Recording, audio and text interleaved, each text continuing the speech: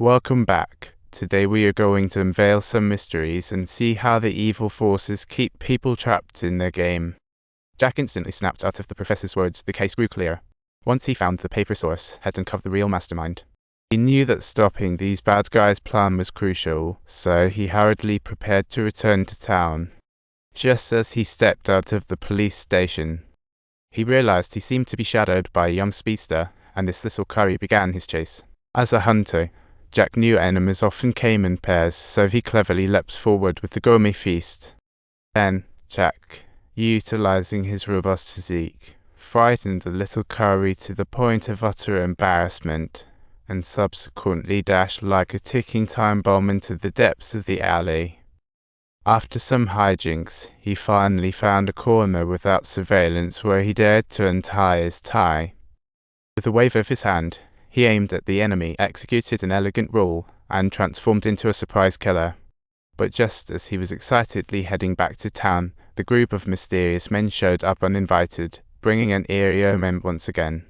This time, the target was an unprepared officer. Jack knew it was a harsh warning. He was furious.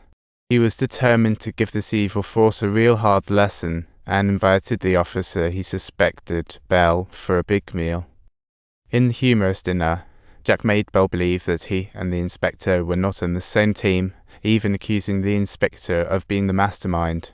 "In the Hall police station, you are the only one I trust. I'm off to dig up the inspector's dirt tonight," he excitedly declared. Bell nodded surprisingly, as if, "See some tomorrow." "I lose." That night, Jack slowly drove his luxury car in, faced with a hint of camouflage, ready for any foe. A Tin Cold Killer's anthem played, destined to be a dark and stormy night full of passion.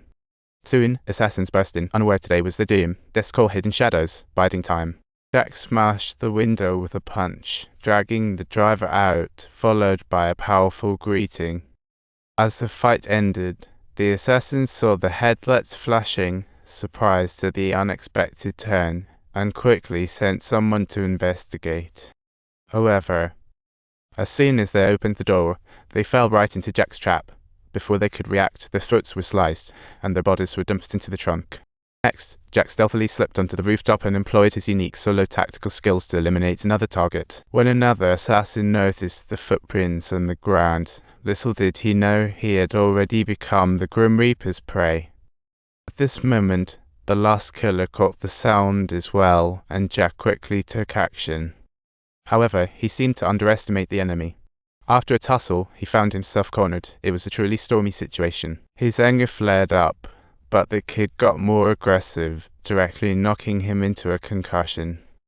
Seeing this, the assassin seized the opportunity to dive in and choke him, but this little curry refused to give up. In the end, he was sent back to the old home by Jack.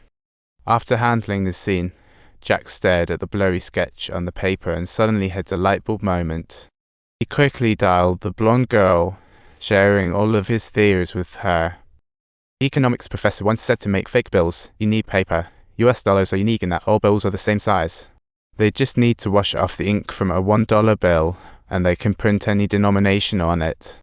At this time, as a currency manager, Hubbo can find a large quantity of $1 bills in a short time, revealing the hidden truth. Jack speculated that if they succeeded in finding the counterfeit notes directly linked to the Klein company, they could reveal the mastermind's veil.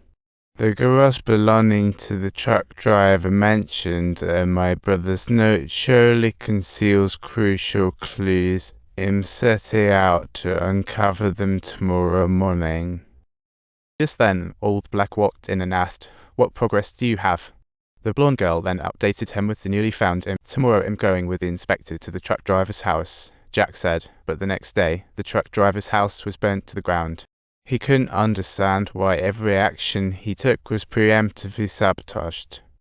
Then Jack suddenly remembered that the driver bought this mansion only after he got rich. With that question in mind, they headed to the truck driver's parents' house, where they finally got a great opportunity. Sure enough, they found much counterfeit money, and Jack urged the inspector to contact All Black and meet at the old farmhouse. After working so long, they could finally reel in the net.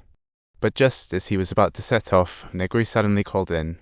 She had found the assassin named Viking, who was actually a federal agent, but died of cancer 3 years ago.